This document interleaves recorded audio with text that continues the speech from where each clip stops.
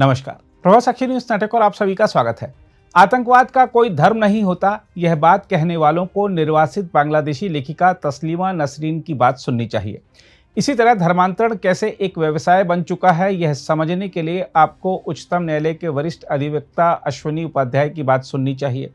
हम आपको बता दें कि पहलगाम आतंकवादी हमले और 2016 में ढाका में हुए आतंकवादी हमले के बीच समानताएं गिनाते हुए तस्लीमा नसरीन ने कहा है कि जब तक इस्लाम है, आतंकवाद रहेगा।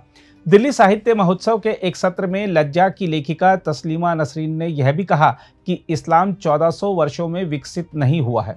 उन्होंने कहा, जब तक यह रहेगा तब तक यह आतंकवादियों को जन्म देता रहेगा। उन्होंने कहा कि 2016 के ढाका हमले में मुसलमानों को इसलिए मार दिया गया क्योंकि वे कलमा नहीं पढ़ पाए थे। जब आस्था को तर्क और मानवता पर हावी होने दिया जाता है तो यही होता है। हम आपको बता दें कि जम्मू कश्मीर के पहलगाम में एक पर्यटन स्थल पर 22 अप्रैल को आतंकवादियों ने 26 पर्यटकों की गोली मारकर हत्या कर दी थी क्योंकि वह कलमा नहीं पढ़ पाए थे। इसी संदर्भ में तस्लीमा नसरीन ने कहा, जब तक इस्लाम रहेगा, आतंकवाद बना रहेगा। तस्लीमा नसरीन ने कहा, यूरोप में गिरजाघर संग्रहालय में बदल गए हैं, लेकिन मुसलमान हर जगह मस्जिद बनाने में व्यस्त हैं। हजारों मस्जिदें हैं तथा वे और भी मस्जिदें बनाना चाहते हैं। वे जिहादी पैदा करते हैं। मदरसे नहीं होने चाहिए। बच्चों को सभी किताबें पढ़नी चाहिए, सिर्फ एक नहीं। हम आपको बता दें कि इस निंदा के आरोपों के बाद तस्लीमा नसरीन 1994 से स्वीडन, अमेरिका और भारत में निर्वासित जीवन जी रही हैं। वहीं भारत में पीआईएल मैन के रूप में विख्यात श्री अश्विनी उपाध्याय की बात करें तो देश में धर्मांतरण के बढ़ते खेल और इसके पीछे के उद्देश्यों का तथ्यों सहित जो उन्होंने पर्दाफाश किया है वह चौंकाने वाला है और मन में यह सवाल भी खड़ा करता है कि जब स्थिति इतनी गंभीर है तो सरकार कोई सख्त कदम क्यों नहीं उठा रही है। मैंने सुप्रीम कोर्ट में पीआईएल फाइल किया है कि धर्मांतरण को रोका जाए और माननीय सुप्रीम कोर्ट पे उस पर अगले सप्ताह सुनवाई होने वाली है। केंद्र सरकार के अलावा सभी राज्य सरकारों को नोटिस जारी हो रखा है। मैंने अपनी याचिका में कहा है कि 10,000 हिंदुओं का प्रतिदिन धर्मांतरण हो रहा है और धर्मांतरण एक राष्ट्रीय समस्या है। धर्मांतरण किसी एक राज्य में नहीं हो रहा है बल्कि पूरे देश में हो रहा है। इसलिए धर्मांतरण रोकने के लिए केंद्रीय स्तर पर कानून की आवश्यकता है। मैंने ये भी कहा है कि धर्मांतरण अपने आप में ये हमारी राष्ट्र की सुरक्षा के लिए खतरा है और जो राष्ट्र की सुरक्षा के लिए खतरा है उससे निपटने के लिए हमारे पास एक कानून है, नेशनल सिक्योरिटी एक्ट। लेकिन राष्ट्र की इसमें राष्ट्र की जो एनएसए कानून बना हुआ है इसमें धर्मांतरण को शामिल नहीं किया गया है। इसलिए कोई भी किसी भी राज्य की पुलिस धर्मांतरण कराने वालों और उनके मददगारों पर एनएसए नहीं लगा रही है। मैंने अपनी याचिका में यह भी कहा है कि धर्मांतरण अपने आप में एक अनलॉफुल एक्टिविटी है और जो अनलॉफुल एक्टिविटी है उससे निपटने के लिए हमारे पास एक कानून है, यूएपीए है। लेकिन किसी भी राज्य की पुलिस धर्मांतरण कराने वालों और उनके मददगारों पे यूएपीए नहीं लगा रही है क्योंकि हमने इसमें अनलॉफुल एक्टिविटी में जो अपराधों की लिस्ट है उसमें धर्मांतरण को शामिल नहीं किया। हमने ये भी कहा है कि धर्मांतरण अपने आप में इनडायरेक्ट वॉर है, वेजिंग वॉर है। मुगल यहाँ आए थे धर्मांतरण कराने, अंग्रेज यहाँ आए थे धर्मांतरण कराने। मुगलों ने आके यहाँ पे इस्लाम को फैलाया, अंग्रेजों ने आके यहाँ क्रिश्चियनिटी को फैलाया और नतीजा ये हो गया है कि आज की डेट में हम 9 राज्यों में ख़त्म हो चुके हैं। हिंदुस्तान के 9 राज्यों में हिंदू ख़त्म हो चुके हैं। अगर जिले वाइज देखिए तो 800 जिलों में से 200 जिलों में हिंदू ख़त्म हो चुके हैं। हिंदुस्तान में कुल 6000 तहसीलें हैं और उसमें से 1500 तहसीलों की डेमोग्राफी बदल गई, यानी 1500 तहसीलों से भी हिंदू खत्म हो गए। यानी 25% राज्यों में हिंदू खत्म हो गए, 25% जिलों में हिंदू खत्म हो गए, 25% तहसीलों में हिंदू खत्म हो गए। और जो पुराना वाला आईपीसी था उसमें भी वेजिंग वॉर की धारा थी और नए वाले ये जो बीएनएस बना है इसमें वेजिंग वॉर की धारा है। लेकिन वेजिंग वॉर में धर्मांतरण को शामिल नहीं किया गया है, इसलिए किसी भी राज्य की पुलिस धर्मांतरण कराने वाले मिशनरियों, जिहादियों और उनके मददगारों पे वेजिंग वॉर की धारा नहीं लगा रही है। मैंने ये भी कहा है कि जो धर्मांतरण है ये कोई एक व्यक्ति नहीं करता, एक पूरा ऑर्गेनाइजेशन होता है, इसमें कई लोग शामिल होते हैं और बड़ा स्ट्रक्चर्ड वे में होता है, ऑर्गेनाइज्ड वे में होता है। और जो ऑर्गेनाइज क्राइम होता है उससे निपटने के लिए पहली बात तो हर राज्यों के पास अपना अपना कानून है। यूपी के पास गैंगस्टर एक्ट है, महाराष्ट्र के पास मकोका है, गुजरात के पास गुजकोका है। इसके अलावा ये जो भारतीय न्याय संहिता है इसमें भी ऑर्गेनाइज क्राइम से निपटने के लिए एक प्रावधान है। लेकिन किसी भी राज्य की पुलिस वो धारा नहीं लगा रही है क्योंकि जहां ऑर्गेनाइज क्राइम को हमने अपराध घोषित किया उसमें धर्मांतरण को ऑर्गेनाइज क्राइम डिक्लेयर नहीं किया है। हमने ये भी कहा है कि ये जो धर्मांतरण है ये पैसे फंडिंग होती है, इसलिए धर्मांतरण कराया जाता है। मिशनरियों को भी फंडिंग होती है, जिहादियों को भी फंडिंग होती है। खाड़ी देशों से हवाला के जरिए फंडिंग होती है, पश्चिम के देशों से एफसीआरए के जरिए फंडिंग होती है। जो इनके एनजीओ बन गए हैं उनको भी एफसीआरए के जरिए फंडिंग होती है। भारत के अंदर से फंडिंग होती है, भारत के बाहर से फंडिंग होती है। जो यहाँ ड्रग स्मगलिंग का पूरा कारोबार चलता है उससे जो पैसा आता है उससे भी धर्मांतरण कराया जाता है। जो यहाँ वक्फ के जरिए पैसे आ रहा है उससे भी धर्मांतरण कराया जा रहा है। जो चर्चेस के जरिए पैसे आ रहा है उससे भी धर्मांतरण कराया जाता है। जो मिशनरी स्कूल है, मिशनरी हॉस्पिटल है, वहाँ जो पैसा आ रहा है उससे भी धर्मांतरण कराया जा रहा है। तो सरकार को धर्मांतरण कराने वाले मिशनरियों और जिहादियों पे एनएसए लगाना चाहिए, यूएपीए लगाना चाहिए, वेजिंग वॉर की धारा लगाना चाहिए, गैंगस्टर एक्ट लगाना चाहिए, इनके खिलाफ देशद्रोह की धारा लगाना चाहिए और धर्मांतरण कराने वाले मिशनरियों, जिहादियों और उनके मददगारों की 100% संपत्ति जब्त करना चाहिए, नागरिकता खत्म करना या आजीवन कारावास फांसी देना चाहिए। मैंने अपनी याचिका में ये भी कहा है कि धर्मांतरण कराने वाले ये बहुत ही पावरफुल लोग हैं, सच ये बोलते नहीं हैं और अगर इनको पुलिस 2 डंडे मार दे तो पूरी दुनिया में हंगामा कर देते हैं। फिर दुनिया के अखबारों में इनकी खबर छप जाती है कि पुलिस ने टॉर्चर कर दिया, पुलिस ने 3rd डिग्री दे दिया, फिर मानवाधिकार की दुहाई शुरू हो जाती है। इसलिए ज़रूरी है कि जो लोग धर्मांतरण करा रहे हैं इनका narco polygraph brain mapping test किया जाए। जैसे ही 10-20 धर्मांतरण कराने वाले मिशनरियों, जिहादियों का narco polygraph brain mapping test होगा, पूरे के पूरे सिंडिकेट का पता चल जाएगा। पूरे कहाँ से पैसा आ रहा है, कौन पैसा दे रहा है, कितने लोगों का धर्मांतरण हुआ, सब खबर आ जाएगी सामने। दुर्भाग्यवश मेरी धर्मांतरण कराने वाली जो मेरी पीआईएल है उसका विरोध करने के लिए कई सांसद आ गए। जिन सांसदों ने शपथ लिया है कि हम भारत की रक्षा करेंगे, हम भारत की एकता अखंडता की रक्षा करेंगे, भारत की संस्कृति की रक्षा करेंगे, भारत की परंपराओं की रक्षा करेंगे, वही लोग धर्मांतरण होते रहना चाहिए, मेरी पीआईएल डिसमिस होनी चाहिए, वो सुप्रीम कोर्ट में हमारी पीआईएल का विरोध कर रहे हैं। ऐसे मेरी अनेक पीआईएल है, मेरी ज्यादातर पीआईएल में 1-2 सांसद आके खड़े हो जाते हैं। इसलिए मैं पहली बात तो आप लोगों से पूछ रहा हूं कि क्या सांसदों को वकालत करने का अधिकार मिलना चाहिए क्या?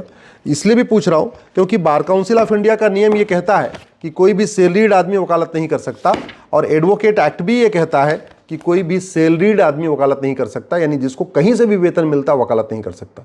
इसके बावजूद सांसद वकालत कर रहे हैं और जितने भी मेरी पीआईएल है उसका विरोध करने आ रहे हैं। जो भी मेरी पीआईएल सनातन के हित में है, राष्ट्र के हित में है, देश की एकता अखंडता के हित में है, जो भी मेरी पीआईएल विदेशी कुरीतियों को खत्म करने के लिए है, जो मेरी पीआईएल विदेशी कुप्रथाओं को खत्म करने के लिए है, उन सब का विरोध करने कोई न कोई, किसी में 1 सांसद आते हैं, किसी में 2 सांसद आते हैं, किसी में 3 सांसद आते हैं और सांसदों को वेतन, भत्ता, गाड़ी, बंगला, पेंशन सब कुछ जनता के टैक्स के पैसे से मिलता है।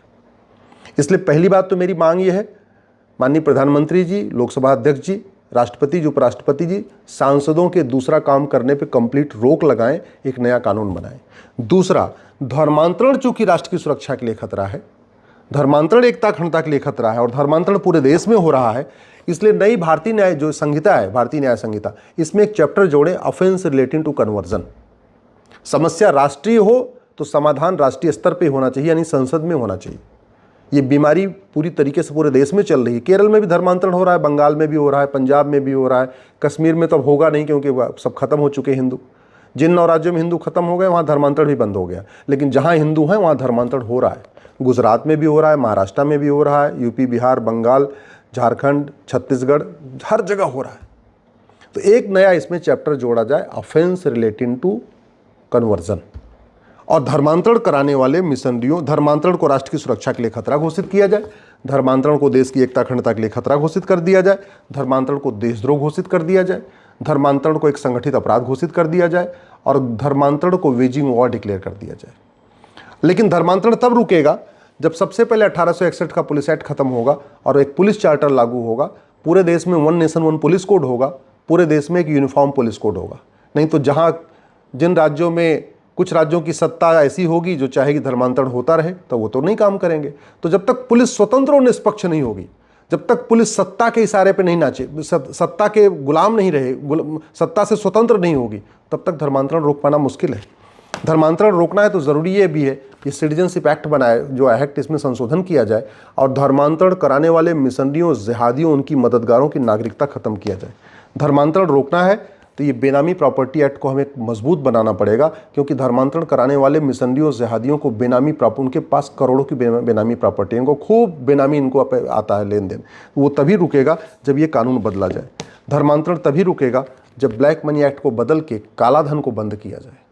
पूरी की पूरा जितने भी काले काम होते हैं वो सब काले धन से होते हैं, चाहे वो धर्मांतरण हो, चाहे वो जासूसी हो, चाहे वो गद्दारी हो, चाहे नशा तस्करी का काम हो, चाहे मानव तस्करी का जो भी काम, चाहे माओवादियों की फंडिंग है, नक्सलियों, सब काले धन से होती है। वो तभी रुकेगा जब ये कानून ठीक से बदला जाएगा। धर्मांतरण कराने वाले मिशनरी और जिहादियों की फंडिंग हवाला के जरिए होती है, और इसलिए होती है कि हमारा हवाला विरोधी कानून बहुत सड़ा हुआ है, घटिया कानून है।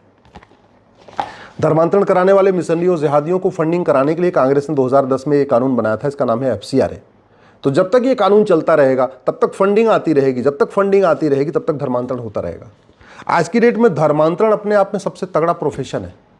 भाई आदमी अगर पुलिस में नौकरी करेगा तो कितना कमा लेगा? 70-80 हज़ार रुपये महीने कमा लेगा, 50,000 रुपये कमा लेगा, 1 लाख रुपये कमा लेगा। टीचर हो जाएगा तो भी 1 लाख रुपये कमा लेगा। इंजीनियर हो जाएगा, प्राइवेट नौकरी करेगा तब भी 50,000 रुपये से 1 लाख रुपये कमाएगा। लेकिन धर्मांतरण अगर वो कराना शुरू कर दे तो एक एक परिवार का 1-1 लाख रुपये मिलता है। और हफ्ते में अगर 1 धर्मांतरण कराया, यानी महीने में 5 धर्मांतरण कराया तो 5 लाख रुपए कमा लिया। और वो भी दलित भाइयों को कन्वर्ट कराया तो 1 लाख रुपए। अगर उसने अपर कास्ट को, ब्राह्मणों को कन्वर्ट कर दिया, जाटों को कन्वर्ट कर दिया, ठाकुरों को कन्वर्ट कर दिया, ठीक है, फिर 4-4, 5-5 लाख रुपए मिलता है। लब जिहाद के लिए फंडिंग आती है, बाकी तो छोड़िए। तो जब तक फंडिंग नहीं बंद होगी तब तक धर्मांतरण नहीं रुकेगा। धर्मांतरण की बहुत बड़ी फंडिंग ड्रग के कारोबार के जरिए आ रही है। जो ड्रग का कारोबार होता है इसके कई नुकसान हैं। पहला, हिंदू लड़कों में नपुंसकता बढ़ रही है, हिंदू लड़कियों में बाजपन बढ़ रहा है, वो ड्रग एडिक्ट हो रहे हैं, अपना एकदम संस्कृति से दूर होते चले जा रहे हैं, फिर पॉर्न एडिक्ट हो जाते हैं, फिर घटिया फिल्में देखते हैं, फिर घटिया सीरियल देखते हैं, फिर घटिया चीज़ों को सुनते हैं, घटिया गाने सुनते हैं। जब नशेड़ी हो गया तब तो फिर कहाँ काहे के लिए किस बात, फिर तो उसको हर किसी चीज़ की चिंता ही नहीं है। और इस नशे से जो पैसा आता है वो फिर कन्वर्जन के काम आता है, वो लब जिहाद के काम आता है, ड्रग जिहाद जो लैंड जिहाद के काम आता है। जो ड्रग के ज़रिए पैसा आता है उसे घुसपैठियों की झुग्गी बनाने के काम आता है, घुसपैठियों को मदद करने के काम आता है। तो इसलिए नशा तस्करों को फांसी देने, नशा तस्करों के 100% संपत्ति जब्त करने के लिए कानून बनाना पड़ेगा। एक जो ये धर्मांतरण चल रहा है उसका एक बड़ा कारण है कि हिंदुओं को निहत्था बना दिया गया है। आजकल हिंदुओं के घर में दुर्गा जी की मूर्ति है लेकिन तलवार नहीं होती, शंकर जी की मूर्ति है लेकिन त्रिशूल नहीं होता, गणेश जी की मूर्ति है लेकिन फरसा नहीं होता, परशुराम की मूर्ति है फिर भी फरसा नहीं होता। उसका मूल कारण है ये आर्म्स एक्ट। इस आर्म्स एक्ट को बदलना चाहिए। और जो जिसकी पूजा करते हैं, अगर वो कोई शंकर जी की पूजा करता है तो उसको 6-7 फीट का त्रिशूल रखने का अधिकार मिलना चाहिए। ये कानून कहता नहीं 6 इंच का त्रिशूल, इतना बड़ा त्रिशूल किस काम का बताओ? जो लोग देवी जी की पूजा करते हैं उनको कम से कम 5 फीट की तलवार रखने का अधिकार मिलना चाहिए। जो लोग हनुमान जी की पूजा करते हैं उनको 5-6 फीट का गदा रखने का अधिकार मिलना चाहिए। जो लोग गणेश जी की पूजा करते हैं उनको कम से कम 6 फीट 7 फीट का एक फरसा रखने का अधिकार मिलना चाहिए। गणेश जी का मुख्य संस्था फरसा। तो ये कानून बदलना चाहिए। और सबसे इम्पॉर्टेंट ये है, राइट टू एजुकेशन एक्ट बदल के भारत में राइट टू इक्वल एजुकेशन लागू करना चाहिए। और ये नेशनल जो माइनॉरिटी कमीशन एक्ट है, सबसे पहले माइनॉरिटी को डिफाइन कर देना चाहिए। अब समय आ चुका है कि इस बात पे एक चर्चा हो कि माइनॉरिटी होगा कौन, जिसकी जनसंख्या भारत में 1 लाख होगी टोटल, या भारत में 2 लाख होगी, या जिसकी जनसंख्या 5 लाख होगी, या जिसकी जनसंख्या 10 लाख होगी, या जिसकी जनसंख्या 50 लाख होगी। कितनी जनसंख्या वाला व्यक्ति माइनॉरिटी कहलाएगा, इस पे चर्चा करने की ज़रूरत है। और अब समय आ चुका है कि जो लोग धर्मांतरण कराने वाले मिशनरियों जिहादियों की मदद करते हैं उनके लिए इस कानून में बदलाव किया जाए, रिप्रेजेंटेशन ऑफ पीपल एक्ट में। और ऐसे लोगों को चुनाव लड़ने, पार्टी बनाने, पार्टी पदाधिकारी बनने पे आजीवन प्रतिबंध लगाए जाए, तब रुकेगा धर्मांतरण। मैं पहले भी कई बार कह चुका हूँ, अफगानिस्तान भी हिंदू राष्ट्र था, हिंदू खत्म हो गए। पाकिस्तान भी हिंदू राष्ट्र था, हिंदू खत्म हो गए। बांग्लादेश में भी हिंदू खत्म हो जाएंगे। मालदीव भी हिंदू राष्ट्र था, हिंदू खत्म हो चुके। भारत के 9 राज्यों में हिंदू खत्म हो चुके हैं। भारत के 200 जिलों में हिंदू खत्म हो चुके हैं। भारत की 1500 तहसीलों में हिंदू खत्म हो चुके हैं। उसका सबसे बड़ा कारण है लब जिहाद, लैंड जिहाद, ड्रग जिहाद, धर्मांतरण जिहाद, घुसपैठ जिहाद, जनसंख्या जिहाद। 1000 बेटियां प्रतिदिन लब जिहाद का शिकार हो रही हैं। 10,000 हिंदुओं का प्रतिदिन धर्मांतरण हो रहा है। 6 करोड़ घुसपैठिए भारत में आ चुके हैं। उसका मूल कारण भी घटिया कानून है। ड्रग्स जिहाद के जरिए लड़कों को नपुंसक बनाया जा रहा है, लड़कियों में बाजपन बढ़ रहा है। 90,000 बच्चे पर डे पैदा हो रहे हैं। एक तरफ रेशियो बहुत तेज़ी के साथ विभाजन हुआ, उसके बाद जहां हिंदू 90% थे, फिर 88% हुए, फिर 85% हुए, फिर 84% हुए। हर जनगणना में हिंदू कम होते गए। अब तो 78-79% हो, ये 2011 में 79% हो गए थे। अभी अगली जनगणना होगी तो देखना हिंदू हो जाएंगे 75%। और जहाँ जहाँ हिंदू घटता है वहाँ अराजकता बढ़ती, इसमें कुछ बताने की ज़रूरत नहीं है। पत्थरबाजी बढ़ती है, अलगाववाद बढ़ता है, कट्टरवाद बढ़ता है, जिहाद बढ़ता है, मजहबी उन्माद बढ़ता है। ये भारत का संविधान बचाने के लिए हिंदू की जो डेमोग्राफी बदल रही है उसको रोकना ज़रूरी है। उसको रोकने के लिए धर्मांतरण रोकना ज़रूरी है। और धर्मांतरण तभी रुकेगा जब मैंने बता दिए ये सारे कानून बदले जाएंगे। एक कानून से बदलने से धर्मांतरण नहीं रुकेगा। धर्मांतरण बदलने के लिए कम से कम 5 कानून बदलने पड़ेंगे, फंडिंग रोकनी पड़ेगी, तब धर्मांतरण रुकेगा। अगर आप भी लेना चाहते हैं देश दुनिया की तमाम जानकारी तो आज ही सब्सक्राइब करें हमारे चैनल को। साथ ही नीचे दिए बेल आइकन को जरूर दबाएं ताकि हर अपडेट आप तक पहुंच सके।